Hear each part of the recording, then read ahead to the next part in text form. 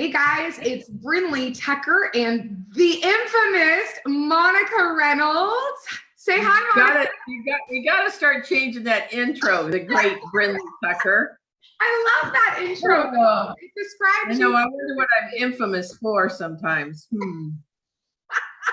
You're infamous for being the best of the best when it comes to right. That'd be me. And that's what we're here to talk about today. Right. So Brindley and I were talking, and we were talking about what would be important to talk about right now, especially coming into the end of the first quarter. And it's about communication, isn't it, Brindley? Totally. I've had quite a few calls today around communication and mostly communicating with different personalities. And then I think that, I'm starting to see, we start on fire at the beginning of the year and we're like, we're going to have stand-ups. We're going to do 411s. We're going to do weekly team meetings. And now we're 3 months into the year, and how are those 411s going? Well, how about this one? How about this one? A gal says to me on the phone today, she goes, my leader, boss, gave me an idea, and we both agreed we don't need to do this anymore. We're not going to have any more stand-up meetings every morning. We just are going to just do our work, and then when we need to touch base, we'll touch base. And I said, well, that's a recipe for disaster. I said, why would you even think about that? So what are your thoughts on that, Brindley? My thoughts on that are the daily stand-ups are really for the ops and for the admin to be able to nail down their mega, to get everything that they need from that mega before the mega goes into lead generation, goes and takes off their day. The purpose of a stand-up, Monica, as you've always taught me, is that we do the stand-up so that we can go in different directions throughout the day. And I don't need to talk to you because I have everything that I need to move the business forward in my 20%.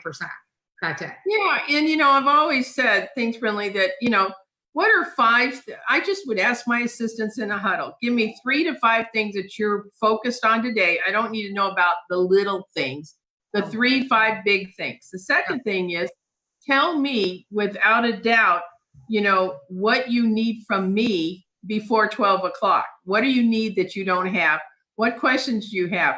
That stand-up meeting can only take 15 to 20 minutes max, but it's so powerful when everybody comes with their agenda. Here are 3 things that I'm working on. Here's a question I need to answer before 12 o'clock. See you at 12 type of thing if you have any more questions. Right, Brindley? Yeah, and I think, the biggest thing here is priorities. We find when you're overwhelmed or you're feeling a high level of anxiety and there's a lot going on, 99.9% of the time, it's because you don't have clarity around your priorities. And the priorities aren't in alignment with your rainmaker or with the mega. And so that stand-up is a daily check-in to realign your priorities with one another so that you feel like you're moving in the same direction as your mega. You take that stand-up away, and good luck. I mean, I'd love to hear how you get a hold of your mega throughout the day to get what you need, because I know a lot of people. Can you imagine if Gary Keller said, we're not going to have any more meetings at Keller Williams. We're good. How about even MAPS coaches? We don't need to have any more meetings. We're good. We got this. So everybody's just going to be on their own boat, drifting over here, drifting over there, trying to figure it all out. And yet it's so good as a mega agent to hear what people are working on, but yet it's even better to be able to get the input from the mega agent going, yeah, that's great. Oh, hey, I forgot to tell you something. You got to know this. And that's what happens. A mega agent doesn't remember things because they got 9,000 things going. And then that triggers, oh, I forgot to tell you this. You need to know this before you call these people. Yeah. So it's informational, right? And also if they come at you and you already have ABC on your plate, and at stand up, they come and say, you need to do D&E, or you get an email, right, at 6 o'clock the night before that says, I need D&E done. At stand up, you can come in and say, okay, I still have A, B, and C. Where do D&E fall inside of A, B, C? And being able to align those priorities as you go throughout your day, because if you start running towards A, B, and C, and they want a D&E done first, who's going to be unhappy at the end of the day?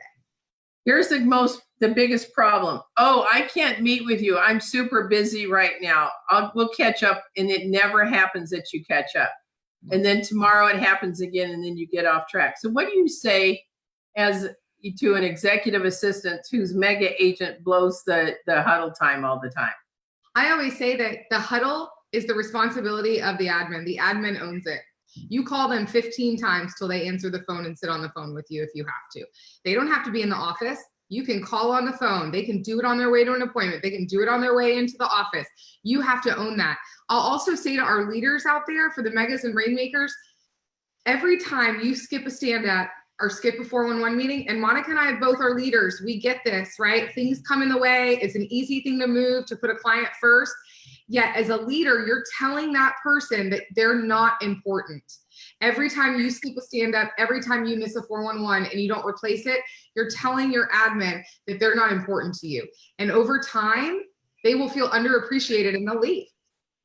Yeah, the other thing is I want to empower the great, assistants on this call.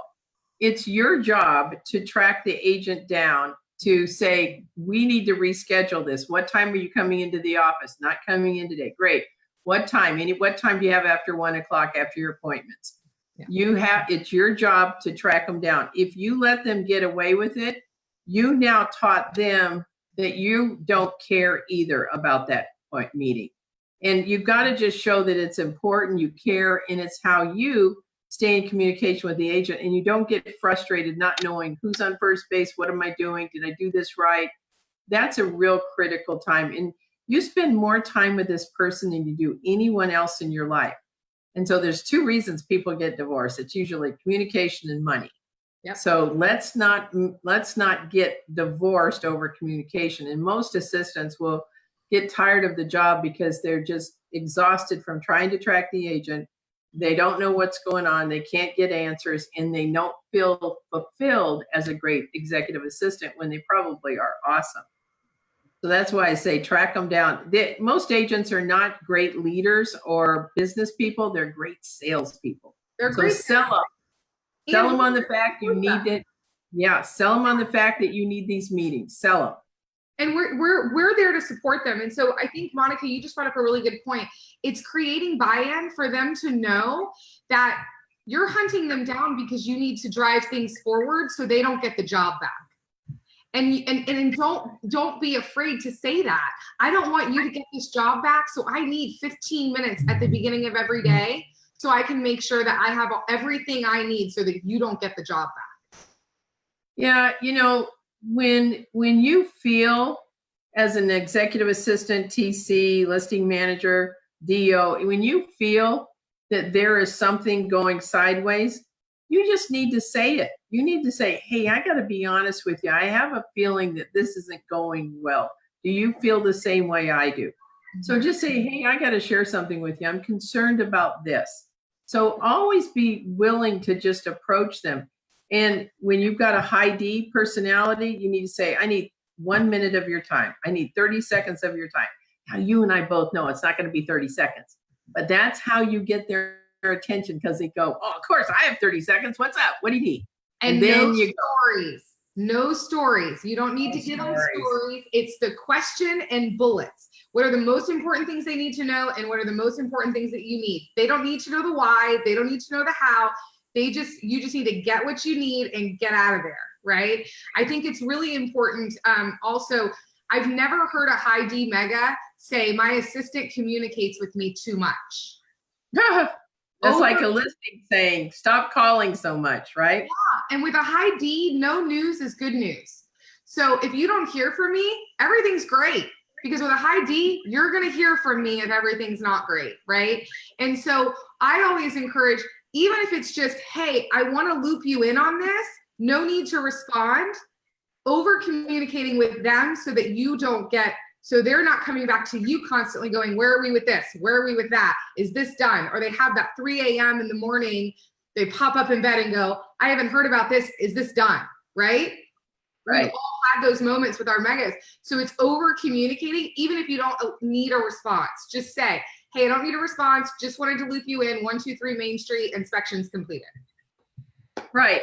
So I have this rule that if I sent you an email, you need to respond by a couple of ways. You say it's done, working on it, or got it. Yep. So I may give you a directive. You just say, got it. I don't want to know that it went into outer space or got jammed up in your email somewhere you didn't see it. Yeah. So most mega agents wants a response. So you brought up a good point. If there's a D personality, we've talked about that. If you've got a high C as a mega agent, they want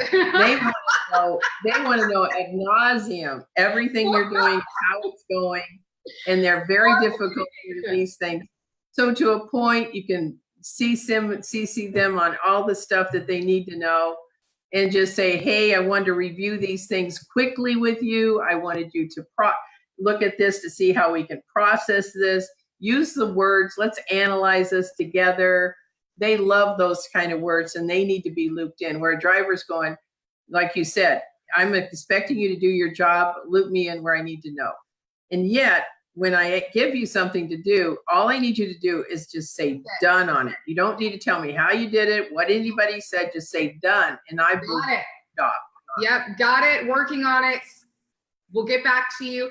And I think what happens is, when I had this conversation, this kind of leads to this, is that admins start to work out of their email because they don't do the got it, working on it, or done. They start to just leave it in their inboxes and treat their inboxes like a to-do list. And they start working out of their email, that is the quickest way to get buried in your 80%, right? By what Monica's saying of responding, done, got it, working on it, you then take that email and you turn it into a task. So it either goes in your task management, CRM, or it goes onto your to-do list. Now you're working from task and you're working from to-do list and not from email.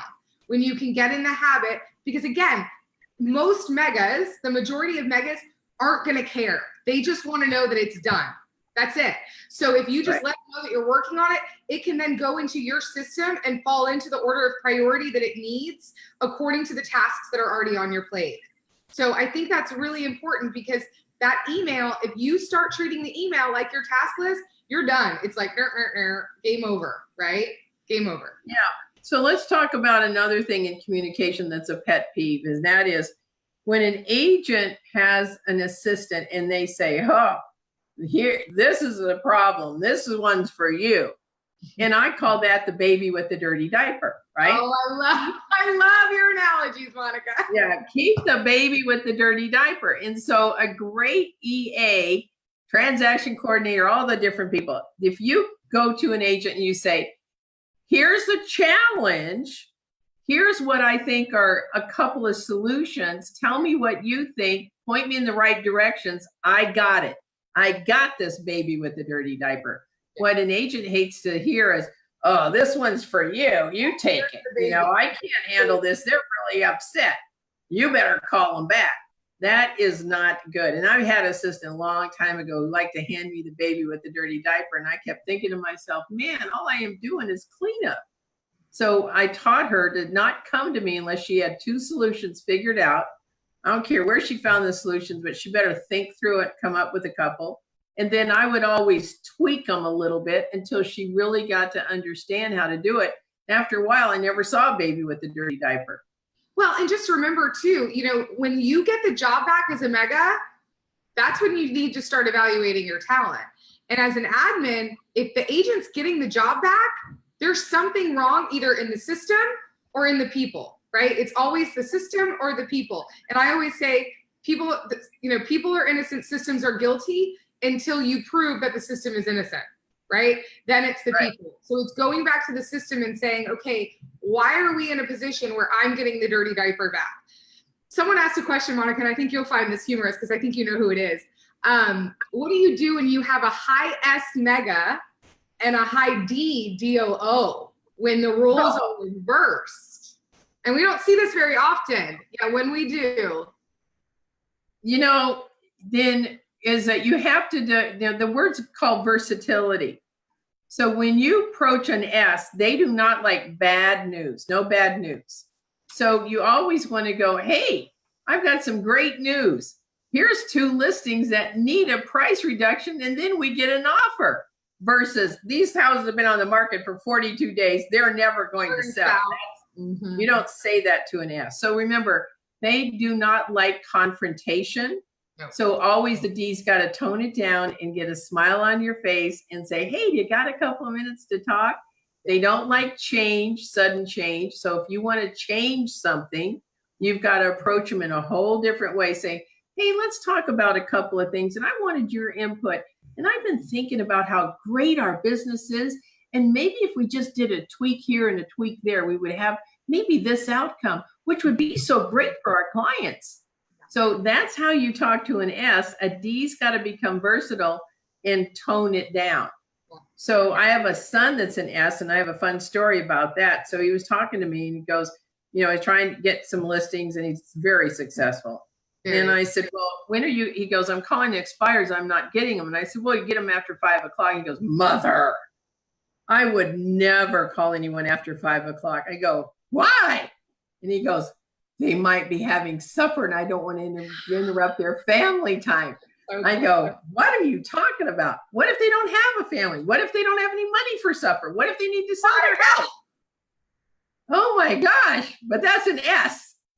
But of course, I just blasted him. I should have said it totally different. I said, well, you're absolutely nuts. That's the best time to get expireds is after 5 o'clock. And I said, you just got to keep calling. I would never do that. You are so anyway, he's highly successful not doing that. He's very successful. So yeah. S's, and I think this works for, most of the time the roles are reversed, right? The assistant is an S and the mega is the D. And I have found when you work with S's, mirror and matching tone and speed will get you the furthest with an S, the fastest. Because high D's, we tend to steamroll, we tend to be very fast, very quick, very loud. And S's are the complete opposite. They're steady, they're slow. And so slowing down our speed and matching their tone will get you way further in a conversation. And with S's, and this is something I'm not always great at coaching. Monica, you and I coach a lot of S's, is being able to slow down and mirror and match their tone and their speed. And I think that's a huge help for our leadership out there that have admin. When you start coming in and seagull management and flying in and doing the poopy everywhere and then flying back out, you leave your S's like in total anxiety chaos for the rest of the day. They call that pigeon management, where you fly over and you know what. So let's talk about this. So what if you have a high I as an agent and you're a C as an admin? And a C is normally, the versatility is on a C. Well, not the versatility. The profile of a C is they're very calm. They're methodical. It takes quite a bit to get them all excited, where the high I comes in. Oh my gosh, where are my car keys? Oh my gosh, I've got an appointment in 10 minutes. Oh my gosh, I got to get out of here. Everything is, oh my gosh, and everything's either like, oh, can you believe this? Oh, this is so great. So they're real high energy. And so a C has to become versatile and mirror and match some of that. Like, oh, it's great to see you. What a great day today. You can set the pace of the office with that high I if you mirror and match their excitement about doing something. Or when they come in the office and they're all down, you go, hey, you got this. You're a great agent. Hey, let me help you get some numbers together. Get on the phone and talk to some great people. Yeah. So your versatility has to be knowing who that agent is. So looking at their KPA, have them take a D.I.S.C test. It's such a critical way to communicate. Really is. It really is. And I think, I had this conversation today with a client. I said, no one is asking you to become something you're not. I'm not asking you to come into the office and act like the cheerleader, that's carrying the spirit stick all day, every day. Yet what Monica just said, just by mirror and matching for a little while, for a couple minutes, that will get them to turn it down. And then you're able to move forward with them, get them where they need to be so that you can go put your head down and do what you do. There you go. There you go. And you should never let behavior define who a person is. A person's natural behavioral style is just where they're comfortable. We can all be C's at some point. We can all have S tendencies at some point. We all are D's at some point. We're all I's at some point. Yet our place of comfort, where we are naturally comfortable and our natural behavioral style is going to be that D, that I, that S, or C. So it's knowing what their natural behavior is and being able to mirror and match them, yet don't label them based on who they are. Because I think sometimes we place labels on people and then we say, well, I can't communicate with them because they're a high D. Well, however, listen to this though. So under pressure, your core is your core. So I'm a D, you're a D under core. And however, under stress, we're talking about. What? I said I have no idea what you're talking about. You're not a D at Yeah, all. right. So under stress, though, I become a C. I think you become a high I. For sure. And I become a C, like, okay, let's think about this. I mean, I have a checklist on how to get out of my house, how to take my dogs to the kennel to stay. I mean, I got a whole checklist of stuff. So, you know, I go down into C. I get very anal about, I get paralyzed. I can't do something until I figure this out. Yeah, and I So- have more of a natural. I have a natural C, and then yes, when I'm stressed, my I comes out because I want everybody because I don't want to deal with stress. Right. So an S normally under stress, if you've got this really nice person in front of you, all of a sudden, like my son, when he's under stress and he doesn't like something, his D is so big, it's bigger than Dallas. Yeah. Okay. And then I've got, you know, I know people that are high I's and they become D's under stress, or they become, you know, a C under stress. So you have to know your core is your core, and under stress, people can flip. Yeah, you have to know what your pressure cooker language is for sure. And you also have to know what your mega's pressure cooker is, because if they come in and they're stressed out, they're going to show up totally different than they did that morning. You know, coming in. You're going to go, who's that person? Yeah, it's going to almost be Jekyll and Hyde. And I think it works both ways. So Monica and I love doing this. We're so excited. We're going to be here every Monday night. Monica, do you have anything else before we sign off? No, I just think that what I'd like you to be empowered with, because both Brindley and I feel that the admin, or you guys, are the secret weapon, is that when you don't like something, you raise your hand. And before you raise your hand to talk to them, make sure you remember who their personality style is and how you approach them. And communication is key. You'll live longer. They'll live longer. You'll have a great career. Don't let things sweep under the rug. And for goodness sakes, always have some sort of a huddle, a meeting, whether it's by phone or standing up. Absolutely. Have a meeting every single day. Communicate with people the way they want to be communicated with, not the way that you think you should communicate with them. I think if we empower ourselves to communicate with people the way that they receive communication, we're going to go a lot further. And, you know, we always say, Monica, do you want to be happy or do you want to be right? Well, I want to be both, but I can't. So I prefer to be happy, right? So it's not always about being right. So we're going to be here every Monday night, 9:30 Eastern, 8:30 Central, 7:30 7:30 Mountain, 6:30 Pacific. We've got 2 really great programs starting next week, guys, for MAPS, for assistants and for operations and agents. Monica, you want to tell them when PRIA starts? That starts on Wednesday next week. I think that's the 3rd.